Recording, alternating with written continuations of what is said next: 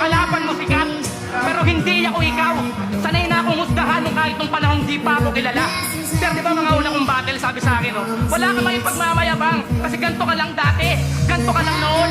Tapos ngayon ang yabang-yabang ko na kasi ganyan ka na pare, ganyan ka na ngayon. Ano yun?